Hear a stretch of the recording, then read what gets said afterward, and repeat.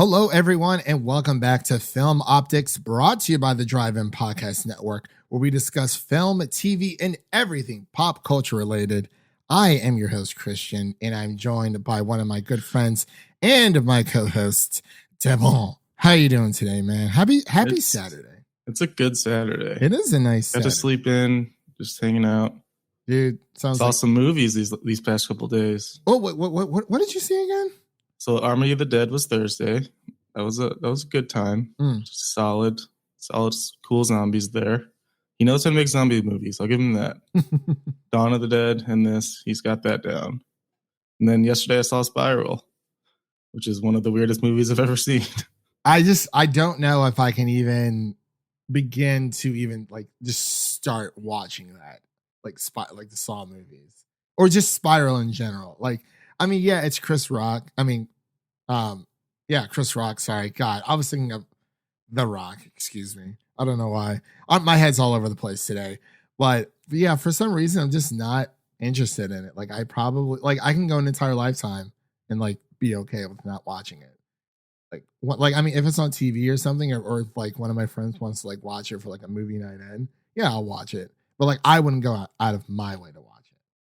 But that's Have you seen the original Saw? I can't say that I've seen a Saw movie all the way through, because when they were big, that's when my peak scaredy catness came out. So it's I've seen bits and parts. And actually, it's a funny story. When I was hanging out with when I was a kid, hanging out with my friends who are identical twins, his dad took us to the movies. One day, it was a movie day. We saw two films. So one of them was supposed to be one of the Saw movies. And during the previews, when the trailers were running, Devin already knows this. For people at home, for whatever reason, horror movies like that, I'm just not a fan of at all. It gave me the biggest anxiety. I dashed out of there in the middle of the previews, because usually during the previews they kind of tailor to what the movie is. And I ran next door. I think it was Are We There Yet? Classic. Or it was something of the sort. I'm not entirely sure if that was the movie, but it I literally was so freaking scared. I ran out of the theater and was down the hall, and my dad's friend was freaking out because he thought he lost me. And I came out, I was there's a movie starting exact same time this is. And he kind of got pissed at me. Good times. I was hey man, I didn't sign up for a heart attack, shit my pants or whatever, but it was terrible. But I'm glad you had a great weekend. I actually haven't watched anything new yet. I'm planning on watching Those Who Wish Me Dead. Probably today at some point. I'm going to try to see Army of the Dead. It's an hour away from where I live. And I'm do I want to see it that bad? If it was 30 minutes, yeah, I would drive 30 minutes to go see it. But it's an hour away from me. And I got to see it at my old Movie Pass theater. It was good reminiscing. Bring back any memories. Do you remember when Movie Pass cut off Avengers Infinity War right before it dropped? You couldn't use your Movie Pass on Avengers Infinity War, and you couldn't rewatch movies. Literally, and they stealth dropped it. They didn't tell anyone, and people were livid because they're oh my gosh, I have this Movie Pass, I can go watch Avengers Infinity War. I was wow, I have to pay for this. But yeah, man, like I said, I'm glad you had a great time. Definitely got to check out some movies myself. And last night at AMC I got this. It's very nice. Oh, not a great movie, but did you get it for free? This bad boy was $3. $3? I'll take it. It looks cool as hell. All right, for all you audio listeners out there, Devin is holding up a gold tinned Wonder Woman 1984 popcorn. I think all AMCs are selling them for $3. I mean, I'll buy it for $3. You know what? Because they have so many, because they were expecting people to go in. Is that's your AMC? Yeah. You know what? Maybe I will go see Those Who Wish Me Dead in the theaters today. See if they have any extra goodies laying around. because I think I bought both Star Wars: The Rise of Skywalker. Probably the biggest mistake. I got that one too. I think, and we both got the Endgame one. Yeah, I actually ended up throwing that. Well, actually, my parents threw that one out because when I was moving stuff, sent some stuff back home to my parents, and they're like, "Oh, we just like threw those away." I was like, "Oh, thanks." It's not like I was going to use those for popcorn or anything. But yes, so enough reminiscing here. Sorry about that, everyone. So again, this is the Film Optics podcast brought to you by the Drive-In Podcast Network. Before we begin today's topics and reviews, you can listen to this podcast on platforms around the internet, and make sure to follow us on Instagram and Twitter at Film Optics. That is Optics with an X for all of our latest announcements. Man, I kind of get tired. Like, oh, Film Optics, Optics with an X. I got to figure out a better way to say it because we can't change our name again. Yeah. If we do, we're starting an entirely new podcast and doing the exact same thing. But I think Film Optics is good enough for now. So yeah, we have a few main topics to get through before we get into our main event, which is the Woman in the Window review that is now streaming on Netflix. This will be dropping on Monday, so it'll give people a little bit of time to kind of, watch it over the weekend and whatnot. And just and we can actually talk about spoilers, at least for once, at least for now, because it's just been a little weird transitional period where, like, trying to figure out what to do, what the topics can be for each week until Loki comes about. So I feel like once that comes through, we'll be back on track. If there's like another movie we want to do, we'll definitely drop another pod throughout the week. But yeah, coming up in June, our podcast will be releasing on Wednesdays because we got to flow with the times. So let's just get straight into our main topics here. We have a few trailers that dropped from this past week, since I guess speaking in past tense, dropping this week from this past week. We have the Venom Let There Be Carnage trailer, and we finally have the Green Knight trailer. Devin, did you get a chance to watch any of these? Yes, I watched both of these. Oh, congratulations. Oh, that's nice. It's nice. So I guess we'll start with Carnage, or the Venom 2 trailer. Whatever you're on, like, what are you thinking? Are you giving this a pass for now? Are you excited? Have they roped you into this universe yet, aside from the first movie? I mean, I actually am excited, mainly because of Andy Serkis directing this one, because he is a god among men. He did the Planet of the Apes films, of course. He was in Lord of the Rings, all that good stuff. He's in the MCU. So now he gets to direct. So I'm looking forward to that. The trailer did look pretty cool. There's some weird stuff with. Did you see that Twitter hashtag with No, okay. I did not click on that Twitter hashtag. Symbiote and Eddie Brock fan, like, romancing. It's weird. So they want they want them to hook up, basically. And they make drawings showing it. Yeah. That's no. But so I'm good, because I remember, I think Task had tweeted it out, and he said, "For the love of God, do not click on this hashtag." And I was like, I'm good. But other than that, I mean, Tom Hardy's going to bring it. He's going to carry. He's going to put it on his back, but now he gets Woody Harrelson to give him some help. It feels like. I don't know how I feel about Woody Harrelson becoming Cletus Cassidy. I feel like he's a little too old. Like, I feel like Jesse Eisenberg or someone of that caliber would have been better, because we would have gotten a more. Well, Jesse Eisenberg isn't scary. No, he's not. And I guess we can have, like, Woody Harrelson at least has, like, a crazy side. Yeah, I guess it depends on how old they make Cletus Cassidy in this film.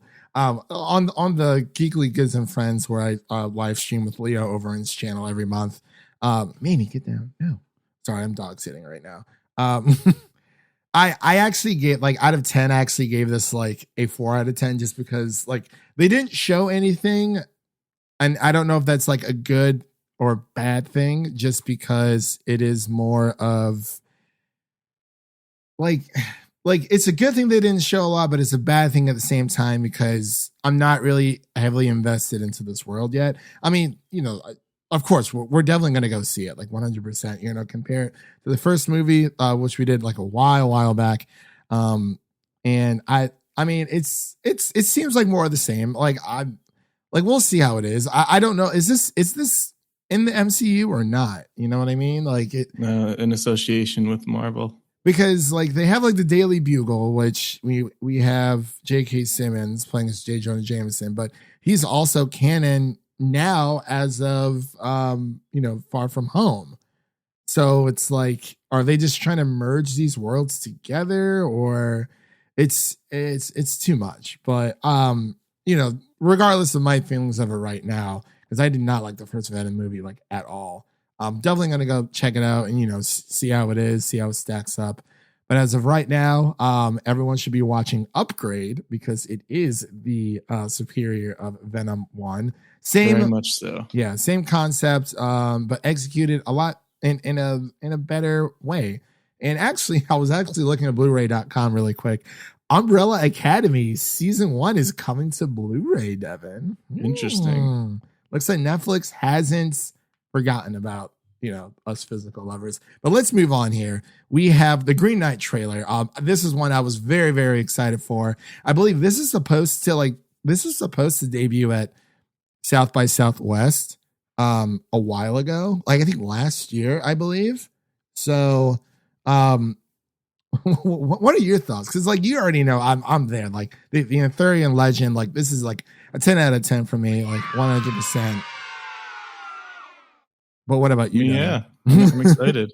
It just looks like a very well-made, well thought out movie. I don't know how else to explain it. Yeah, I know what you mean. It's crazy, but it's interesting because I mean, like obviously the Green Knight isn't one of like the Green Knight is like the big scary monster thing. So I'm really interested to see how like I am like I'm there. Like this has to be seen in the theater 100%. Doesn't mean that I won't try to get my hands on the screener. I doubt it. But A24 is bringing it yet again. Like they're just absolutely killing it 100%. So let's move on here really quick. We have like 2 more quick fire news things to go through. I wanted to actually cover so Cruella screener started rolling out, and it seems like there's a lot of good responses here. This actually comes from Discussing Film really quick.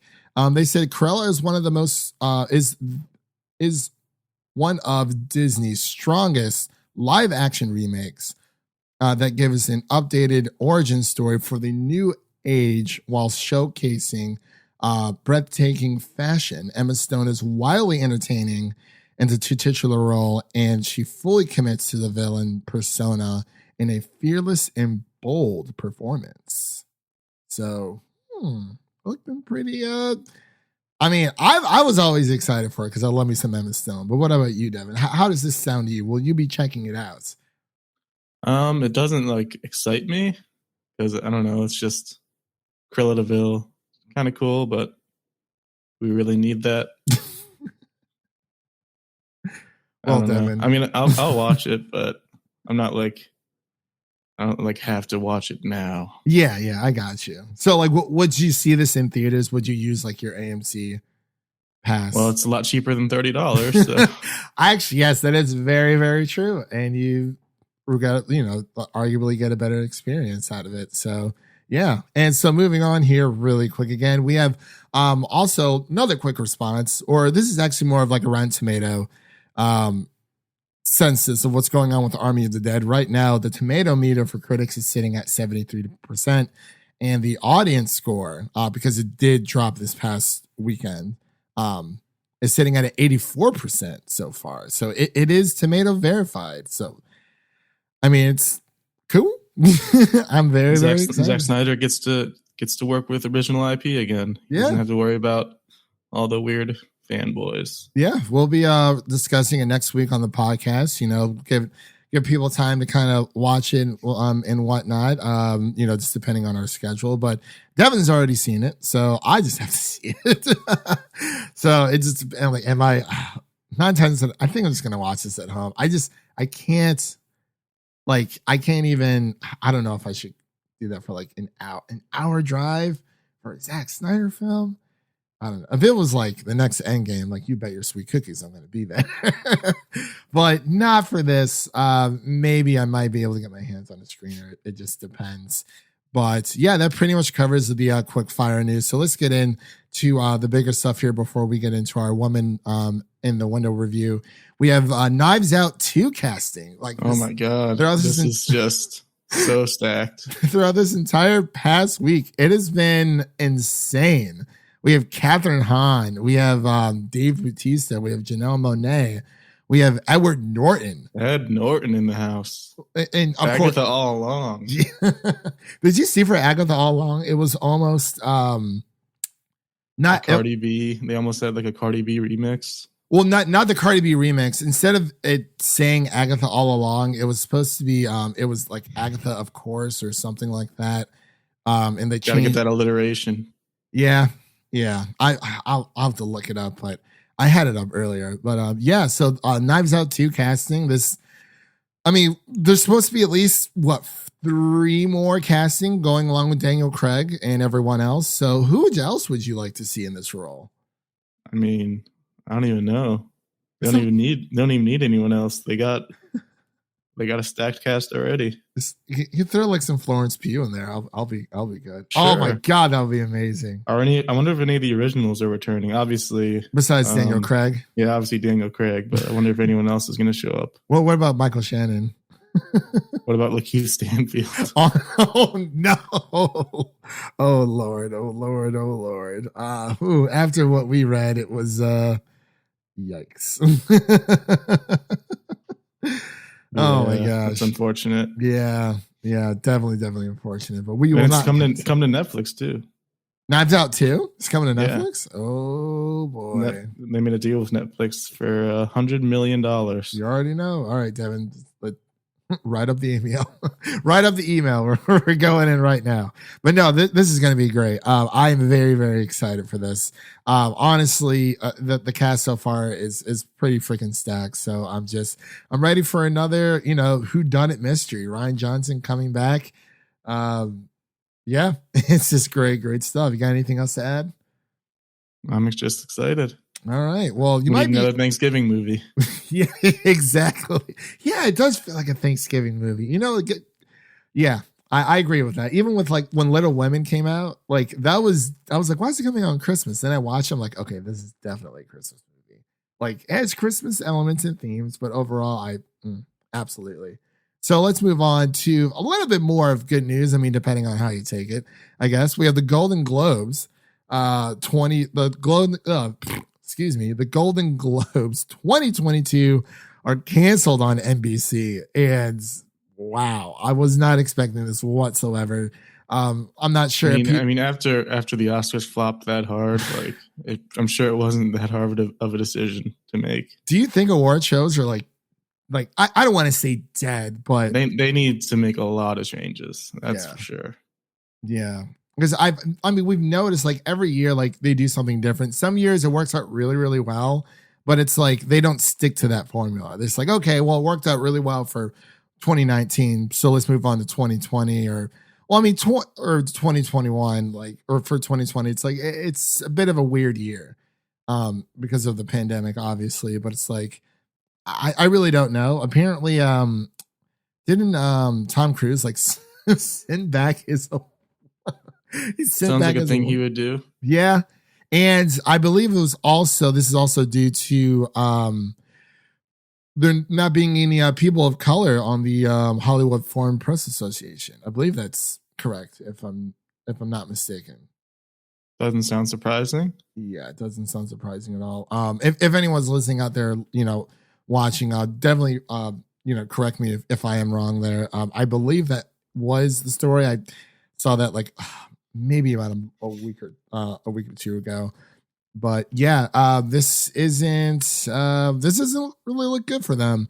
They have a little statement saying they continue to believe that the Hollywood Foreign Press Association is committed to meaningful reform. So I'm sure it will come back. The Comcast own network said that this morning. However, the change of this magnitude takes time and work, and they strongly feel like the HFPA needs time to do it right. So NBC will not air the 2022 Golden Globes.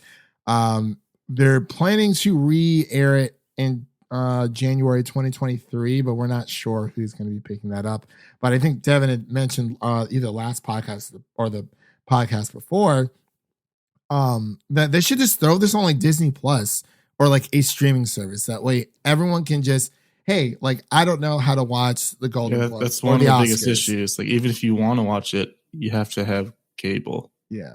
Which is, I mean, for some people, I understand why people have cable, but other than it's just not. I mean, I cut the cord like ages ago, so it's like it is what it is there. But I can totally understand. Like they need to adapt, I guess, is what I'm really trying to say. But let's move on to our next bit of news here. We have the Killers of the Flower Moon. First look. I didn't realize I can hardly recognize. He was very, very recognizable. People are like, "Oh my gosh, you look so different." Leonardo DiCaprio. I was like, "What? No, Pamela James."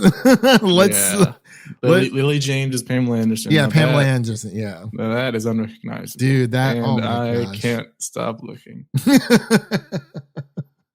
Dude, Sebastian Stan. He's those nip rings. Well, the first image that they showed of Lily James, it did not look like her whatsoever. Now that there's other images out there, I'm like, okay, I could definitely see that it is her, but I think it was just that angle and maybe just like the way that everything, like the way she is positioned, it did not look like her like at all. Yeah, it's like, okay, now like I could definitely see the makeup and whatnot, but like it still looks really great, like great stuff. But what do you think of the Killers of the Flower Moon? This is being picked up by Apple TV Plus, which you so graciously showed me the most subscribed streaming services, an updated version. Apple TV Plus is number 4 out of 8, which is not bad at all.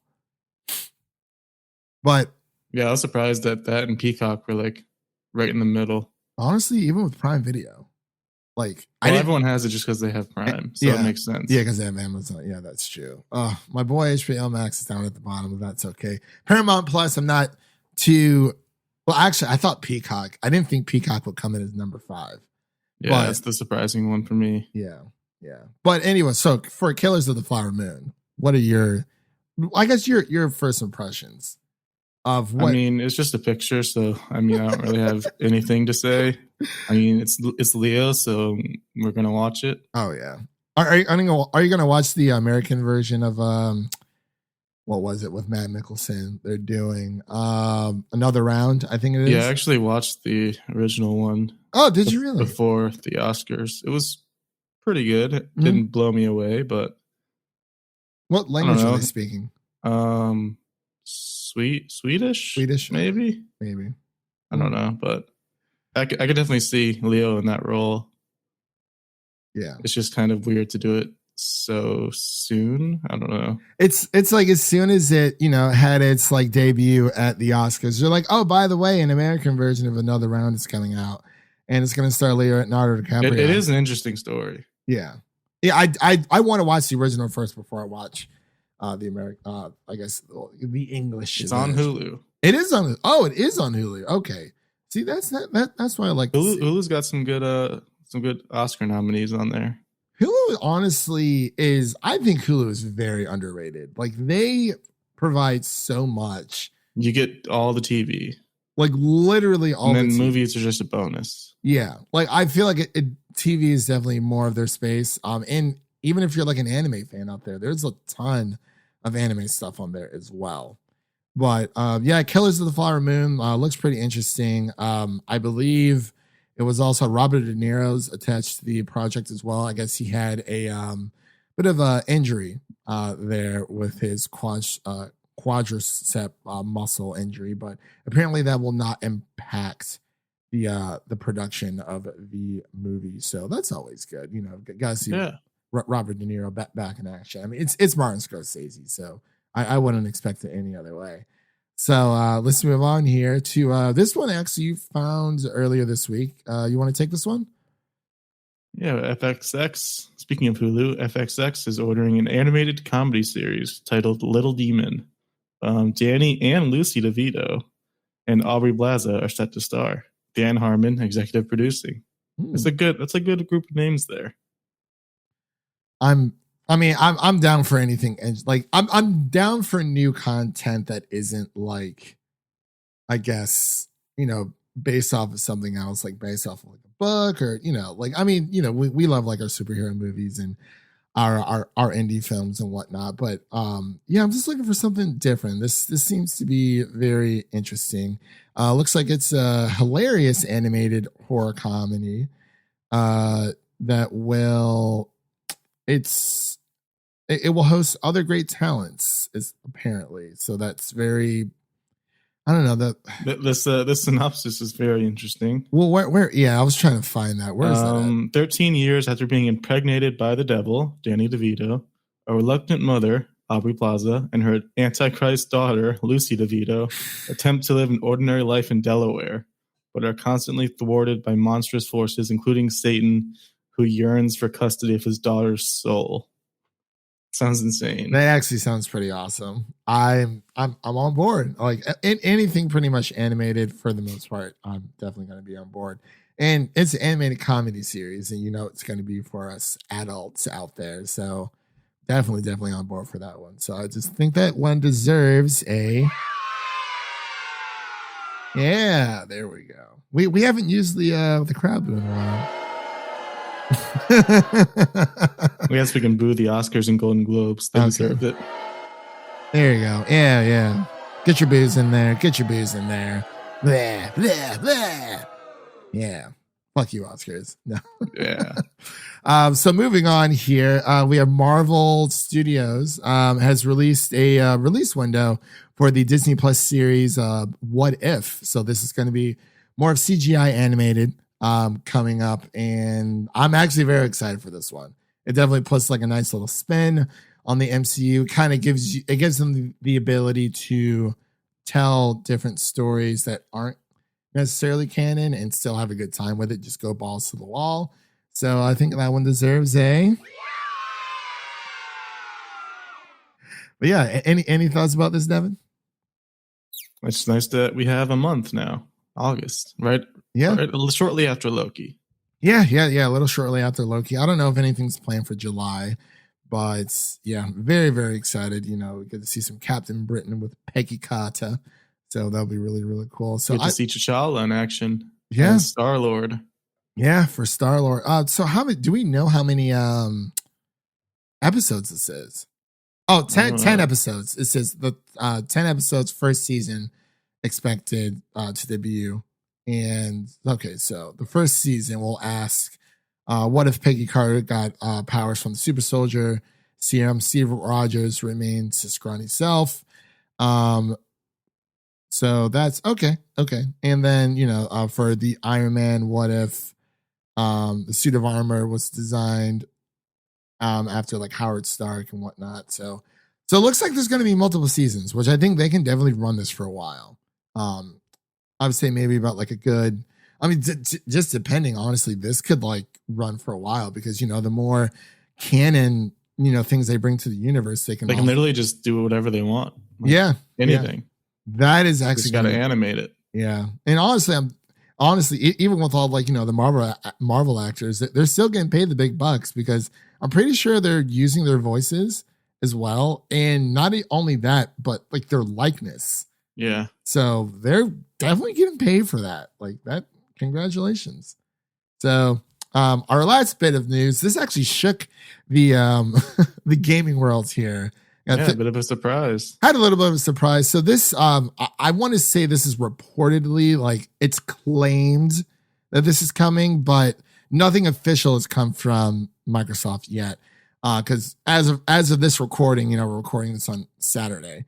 So as of right now, I added this in last minute and people are talking about it like nonstop. So it looks like Bethesda's new exclusive Starfield, which they've been working on for a while, will be a exclusive to Xbox and PC. It is claimed. So we're going to say it's reportedly exclusive to Xbox and PC. This is according to the GamesBeat journalist Jeff Grubb, who wrote on Friday, Starfield is exclusive to Xbox and PC, period. This is me confirming that. Speaking in a live stream video that the prominent games industry reporter went out on a state that he believed that the title would appear at E3 next month and likely released in 2022.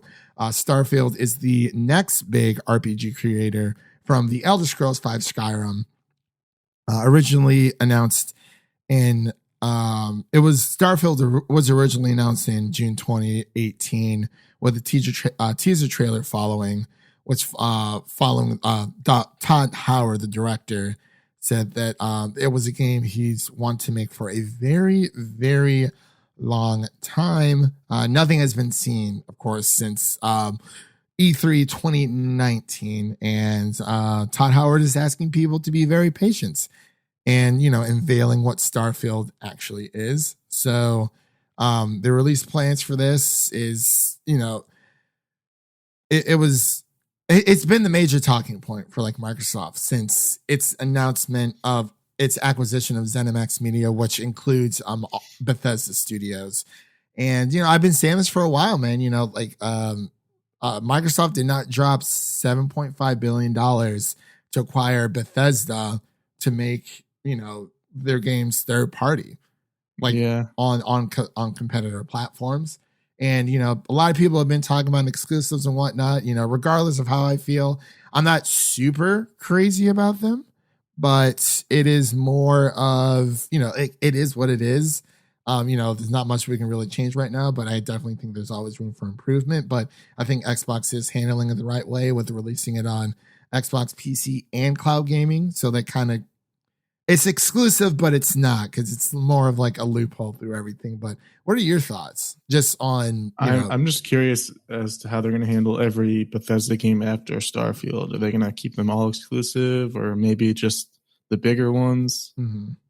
Because I could see them just putting the smaller titles out on every platform, like they did with Super Lucky's Tale, and what was Cuphead as well. I don't know if Cuphead was necessarily owned by Microsoft, but yeah. And of course we have Ghostwire Tokyo and Deathloop that are coming out for the PlayStation 5. And Microsoft, during this acquisition, everyone's like, oh, well, what about these games? Microsoft did say that they are going to honor that commitment. So, they're going to honor that deal. So Ghostwire Tokyo and Deathloop will be timed exclusives on PlayStation 5 first, and then make its way onto other platforms. It's kind of all up in the air, honestly. I was talking to a few people online just about, everyone's talking about exclusives itself, and ran across a guy on Twitter who was saying that, he actually responded to Jeff Grubb's tweet about Starfield being an exclusive. And he said, if people take out the emotions of the equation and looked at things logically, they knew that this was, a foregone conclusion. Again, Microsoft did not spend $7.5 billion so they could share games. And he was saying that, he was kind of saying, everyone's talking about, it brings up the conversation of exclusives again, whether they're good or bad for the industry. I wouldn't say that they're necessarily bad, but I do feel like they are a bit outdated when it comes to a lot of things. But, who am I? I'm just a schmuck on the internet, talking about this stuff. But aren't we all? Yeah. And, he was saying that, it's weird because people only start caring. This is what he said. He said, it's funny how people who are for / against exclusives change. So depending on who's for and against them, it changes on depending on what platform those exclusives are on. It's so are they really against exclusives, or are they mad that exclusives aren't on their preferred platform? And then he says, we all know the answer. But of course, the reason why we're talking about exclusives, everyone, is that, since, Microsoft, Bethesda, all of this, people feel it is, when it comes to further exclusives for Bethesda and Microsoft, we really don't know. But we did talk about it a little bit on a few episodes back, maybe about a month or two ago, where Microsoft had the Bethesda slash Xbox family episode thing where they were saying, those games. Well, Phil was tiptoeing around it, but I mean, it is what it is. But I just thought it was an interesting story. I can go on and on about it, but we have a review to do, everyone. Oh yeah, yeah. So let's put this one in the past, in the rear. All right, so we are going to be doing our The Woman in the Window review. This director is Joe Wright, and writer's book. Well, it is adapted from a book. Writers AJ Fenn, who I believe is the original writer of the novel, and Tracy Letts, or it might be reversed. Like I said, I do apologize. I grabbed this information at the last minute. The cast stars Amy Adams, Gary Oldman, Anthony Mackie, and a few others. You can watch this on Netflix, and its release date was April 14th over this past weekend. And the story goes as such. A agoraphobic woman living alone in New York begins spying on her new neighbors, only to witness a disturbing act of violence. So, man, this one's going to be a doozy, because I was actually looking forward to this one for a while, and I actually wrote a review over on the MusicCityDriving.com website. You guys definitely go check that out. But I know Devin's not the biggest fan. That was a stinker. He's not. I was so excited. I was like, oh my God. We saw it in theaters a while ago. We haven't heard anything about it in a while, in a very, very long time. And I feel like it kind of, I hate to say it, Devin, I feel like this one kind of fell flat on its face. Yeah. I mean, how many times do we need to tell this story? It's just, even Disturbia. There's a movie called Rear Window. It's a classic that it's basically the same story, just told a different way. I wonder if those were, because remember, this is a adaptation of a book. So I do wonder if movies like those drew from the inspiration of this original source material or not. But I don't know. It was I don't know, bro. I had high hopes for this. I really did. I mean, with a cast like that, you kind of have to have high hopes just because it's so stacked. Gary Oldman, Amy Adams, Anthony Mackie, Brian Tyree Henry's in there. That's right. Yeah, he's in there too. Anthony Mackie was so underused, but I just wanted to get your first initial thoughts before we kind of dive a little bit into spoilers, because we'll go. It was just a mess. I don't even know where to begin. So every cliche in the book, every single one, just here you go. Have a cliche. You have a cliche. I honestly feel like this movie would have done better as a limited series. And it's Amy Adams is the North Star in this. She's the only thing keeping it from being the worst movie of the year, possibly. Worst movie of the year. Okay, Devin, I gotta let you know. I saw Earwig and the Witch earlier this year, and I think that is the worst. No. Worst I've seen. Oh, wait. Oh, so you didn't see Thunder Force? No. You're a lucky man. I imagine. Man, oh man. God, that movie was so bad. Tom and Jerry was bearable, but Tom and Jerry was also bad. Yeah, but Thunder Force was way worse. But getting back to the topic at hand here. Yeah, I thought the plot was really intriguing, and of course it starts star Amy Adams, who is long overdue for her Oscar win. I mean, it starts off interesting enough. Yeah. But then as things keep happening and the story unfolds, it just another one bites the dust. Yeah, I guess I could say this film was good, not great. And it draws you in with that stacked cast.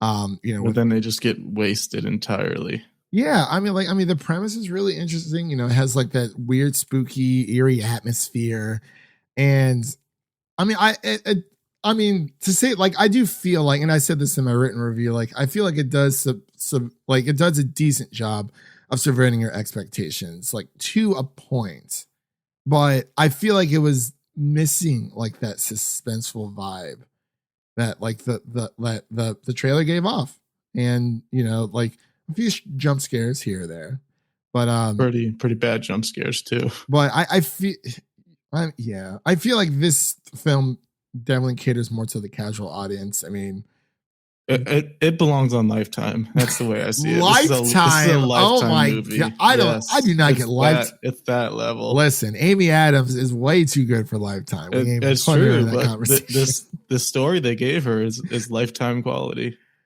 I was so excited for this. Like, I mean, obviously, it's we could talk about Amy. Like, it's just when is she gonna get her Oscar? And it's so won't be for this. Yeah, I don't know, man. It's just, I mean, like it sucks. Is like the supporting cast wasn't all that memorable. Like Gary Oldman and Anthony Mackie, like they seem very one note. But like we said, Anthony Mackie is barely in this film, like at all.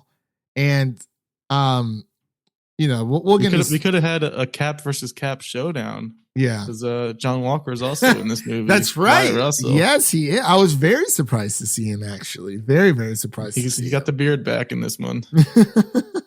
Yeah, but his performance it was adequate for sure. And like Brian Tyree Henry, like I think he did a good job, but like he didn't really do much. Like he was the cop, like the detective.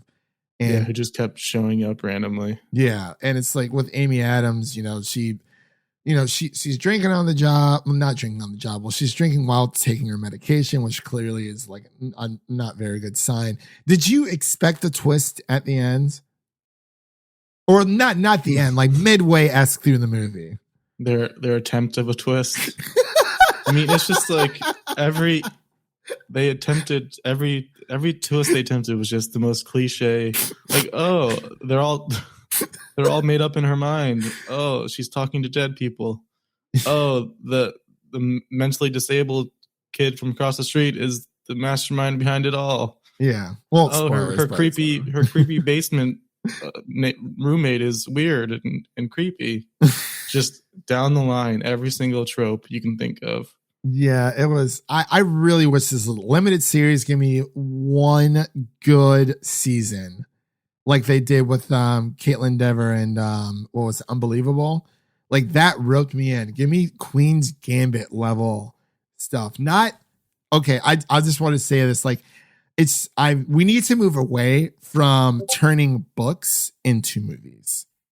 We need to move away from that 100% because it doesn't, unless it is like an actual trailer. Well, that's impossible.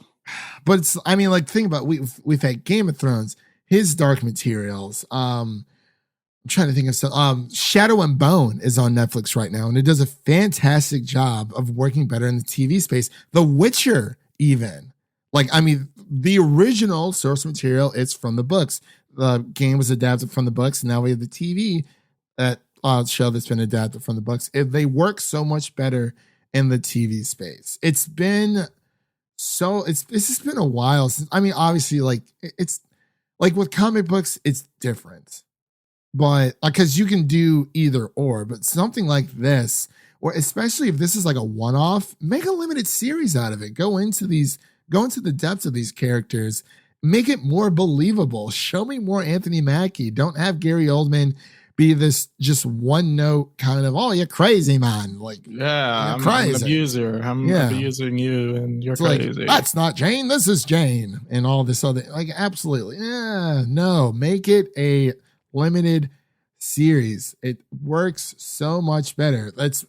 Even with like Harry Potter, I can't say that it's different because like, I mean, they did make multiple movies, especially for the last book because it was so long, but you can arguably say that the fourth book should have had a part 1, part 2, but I mean even that has like a reported like HBO Max series in the work. I'm like, great, I want to see that story in a different format. Give me a TV format. I don't want to see this story ever again in any format. So you don't want to read the book? No. What about the audio book on Audible? Which was sponsored? No, we're not sponsored by Audible. But yeah, it's. I'd rather just rewatch Disturbia. Honestly, that or oh my god, what were we talking about last week? The blind murder dude with the axe. Don't breathe. Yeah, this is more of a psychological thriller. I mean, but the father, but they make it very obvious what's happening. So like as soon as she's talking to Anthony Mackie, I'm like, oh, he's dead. He's not alive. Like that's not an alive person. for maybe like the first 10 minutes, I'm like, maybe he is separated. And then I was like, okay, he is probably dead. Like probably, yeah. And it's like, yeah, okay, it's like the more you think about it, it's like, oh, okay, like she's like, oh, like we're away, separated. I'm like, okay, maybe she's just that crazy, whatever. I'm like, wait, that doesn't make any sense. I'm like, he's probably dead. I'm like, and then that fight on the roof was just that was really like, okay, what in the rain with a garden hook. Dude, I was like, yo, no.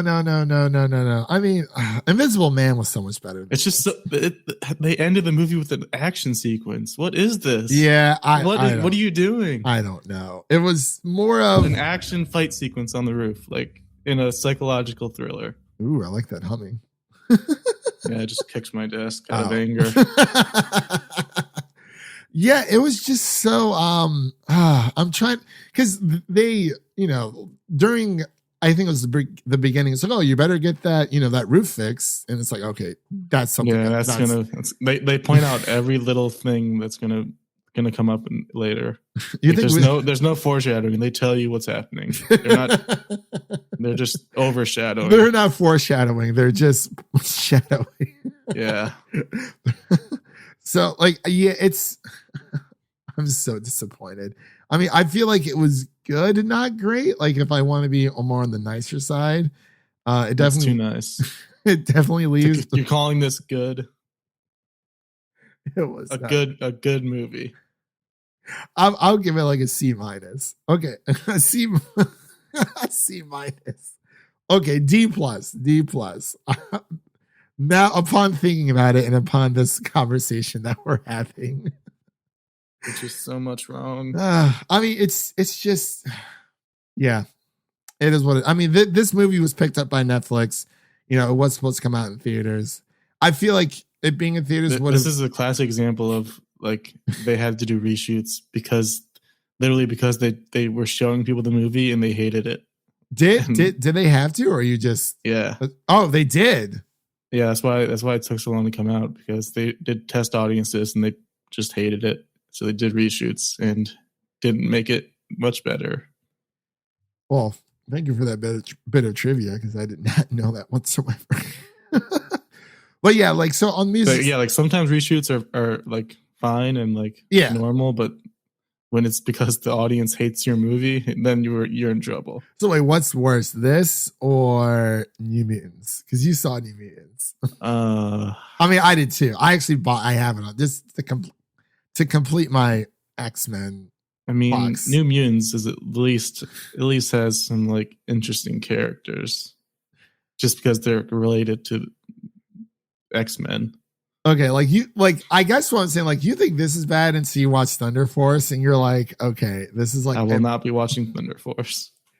You're not going to watch it with the fam? It's crazy. Netflix it's the definition of Netflix, just quality or quantity over quality, because we get the best movie of the year, possibly, in Mitchell's versus the Machines. Yeah. And then we get this and Thunder Force. It's like, it's just all over the place.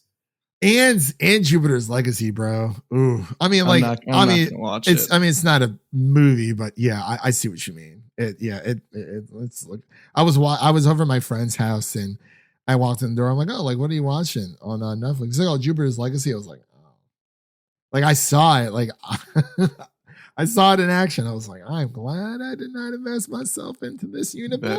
That's CW quality. That's worse than CW quality. That's clip art. Honestly, I think someone I had posted the fights I don't know if it was Martian Manhunter and Supergirl that like, you know what I'm talking about?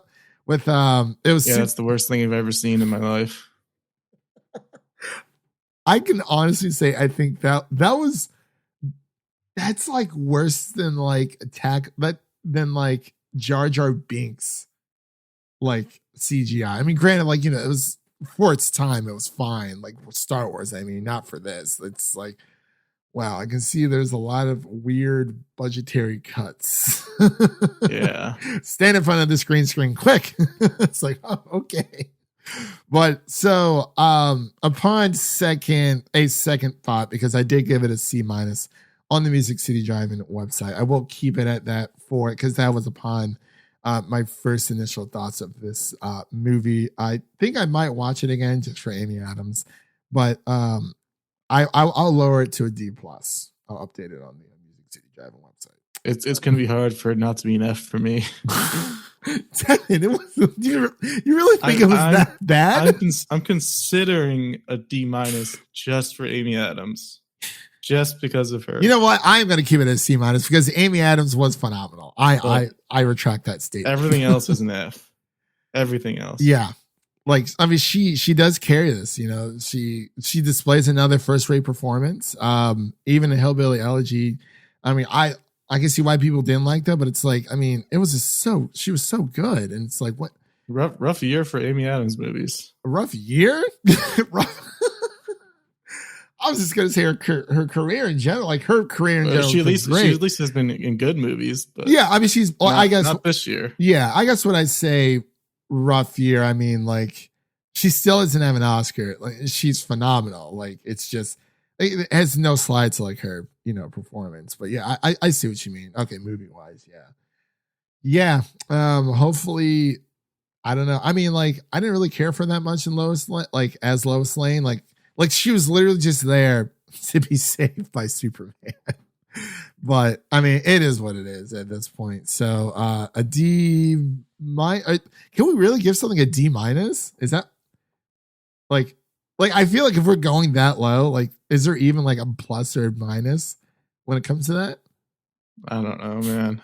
All right. Well, it's rough. All right. Well, I will give it a C- just because. Well, now I'm thinking like what was worse, this or Chaos Walking? Chaos Walking is another great example. It's a book series. Make it a freaking TV show, for the love of God, please. Anyway, we are pretty much up on time here. So, you know, again, thank you, Devin, for coming on and talking shop with me. And yeah, so we got a C- and a D-. If that. If they're lucky. So that pretty much concludes this episode of the Film Optics Podcast. I believe next week we're going to be discussing Army of the Dead. So that's going to be a lot of fun. And then I believe after that, we'll be doing A Quiet Place Part 2. Finally, dude. Serious. Oh man, I'm so pumped. I need to rewatch the first one. Like I'm gonna do it like back to back. Make my own double feature. If AMC, they might do it again in AMC. I will be so excited because we were a week away, Devin. We were a week away. A week. I think it was supposed to come out around my birthday last year, but hey, I mean, at least it didn't get the, A Quiet Place Part 2 is going to be on this date. And it's like, oh, psych, it's going to be on this date. Like, I think it only got moved back once. And they were just like, yeah, we're just pulling it until we know it's safe.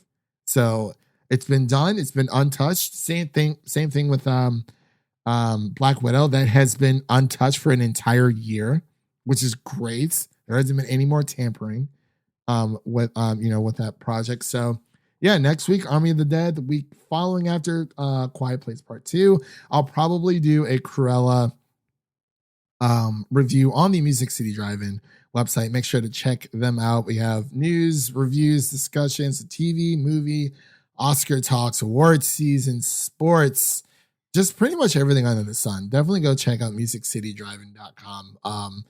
So that will be a lot of fun to do that. So let's also, before we actually end up, make sure to rate us on Apple Podcasts.